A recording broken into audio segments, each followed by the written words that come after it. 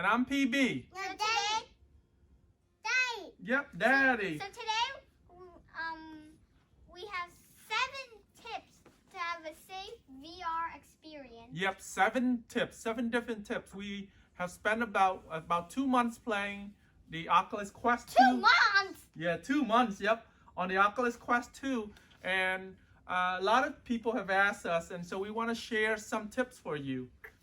So the first tip right away, especially for young people in playing VR, it's important too. What is tip number 1? Always have a parent around. Okay, so a parent's can act in many ways, right? As a spotter. As a spotter, making sure that you're only playing with the appropriate app and game and interacting with the right people in the VR experience. And make sure, and your parents can make sure you can mute people too. So Exactly. So if there's anything gone wrong, the parents can intervene immediately. And I think you hit on the second spot. It doesn't have to be a parent. It can be a friend. A friend, an adult, anybody. Well, it can't be a dog. Yeah. Yeah. And it can be a baby. Oh. But always watch out. It can't be someone younger than you, right? Okay, you can sleep. It can't be younger than you. All right. Yeah, so always keep your eye out for young kids as well. Yeah. Including pets, okay? Well, I don't have a pet, so in this case, little sister and little brother who is upstairs. Yep. But always have somebody around. Number 2. Limit time to 20-30 minutes. Yeah, it's important. So you don't want to end up having what's it called? Simulator motion sickness. Yeah. Simulated motion sickness is a real problem for some people, especially for people who are new to VR. So you want to limit the amount of time, and it may be that you may be spending a lot of good times on a VR experience, but just remember, keep an internal clock or set an alarm so that you know. And you want to make sure you take breaks too. Take a lot of breaks. Or else you're gonna end up thinking that you're in the real world, except it's only a game, and then you'll forget to take off your device. So you'll get motion sickness, right? And then that's really bad. Yeah, I get a little bit of motion sickness. Well, it's especially for what the game is, right? Yeah. Rec room. Yeah. Yep. Number 3. Know your physical boundaries. Boundaries? Yeah, know your physical boundaries. You changed it. Yeah. So physical boundary is know the area you're playing with, and if there's hard surfaces or there's a chair, a table. And you do not want uneven floor. Yeah, uneven floor is not good because you may not be aware of it when you're wearing this headset on your head. Yeah, wait, and we used to have that table over here, and Daddy had to move it. So yeah. We don't want to run. And this is why number 1 is really important, because if you have a parent or somebody involved, then they'll be able to tell you you're near hitting a wall, hitting a table, something, but you don't want to do that. Wait a minute. Wait. Well, in our case, it's the Oculus Quest, so you already have a boundary. If you run into it, then it'll tell you. But... Yeah, and so that brings us to number 4. You want to use your VR boundary settings.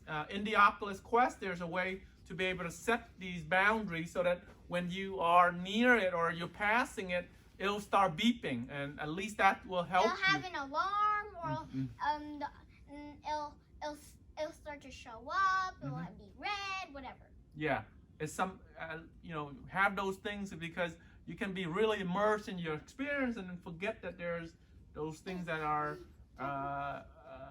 it's gonna be pretty painful. When you just start, it already brings you to the boundary thing. And also when you get in, you can always redraw it. Yeah, you want to draw your boundary all the time. All right, number 5.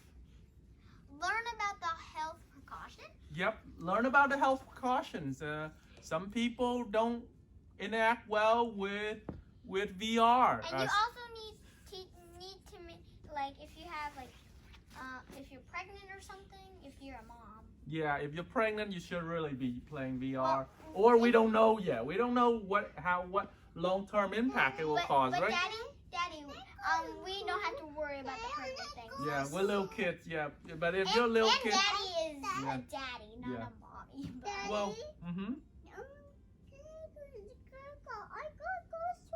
yeah, I know. And there's certain you can have like certain reasons why you can't do it. There's still studies out there of the impact of little kids playing VR. Yeah. It's usually it's usually suggested for 18. Yeah, there's some suggestion between the different vendor, the different company, the different company, I guess, between the Quest, the Google, the Samsungs, and there are different age that you can play. Those are the one very specific to the company, but we haven't really know the full impact of it. So keep learning about it. Some people get motion sickness. Some people have certain reasons why they can't do it. They have like something like a sickness or something. Yeah. Or a disease or something. I don't know. But if you're using VR for the first few times and you keep getting sick, and it may not be for you. At the beginning, you want to make sure it's not too intense. That brings us to number 6. Yeah. So start with less intense VR experience. Yes. So in all of these games and these apps, there should be a section where it'll tell you the intensity. For kids game, we suggest that you always take the one that's the really, really lowest end, and we like those better because it's Vacation Simulator is a little bit more intense since you move around. While Job Simulator is not so intense since it's always in the same place.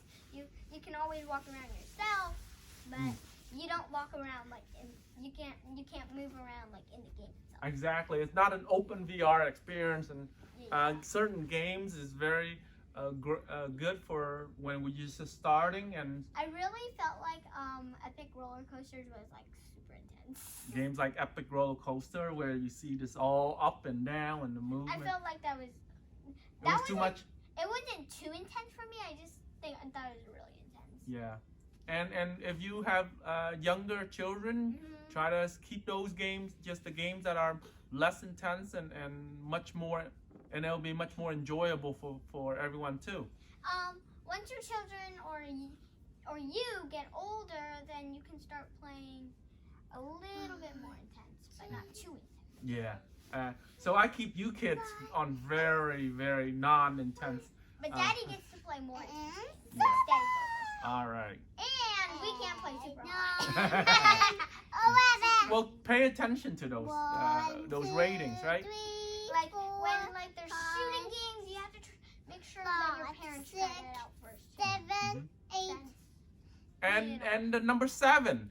Read and listen to VR headset safety warnings.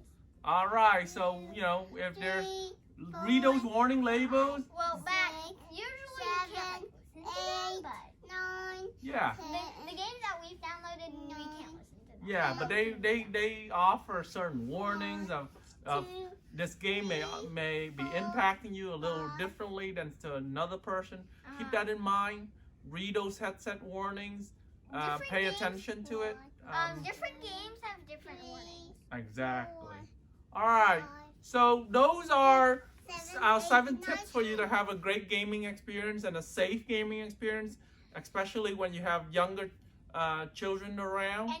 And you also don't want to be too long in there, since you're gonna feel like there's no such thing as the real world. Yep. You want to feel like you just want to remember that you're in where your body actually is. But all right. If you enjoyed this video, please subscribe, hit the bell, and like in YouTube. All right. Thank you, everyone. Come watch our other videos and come back and join our channel. Bye-bye.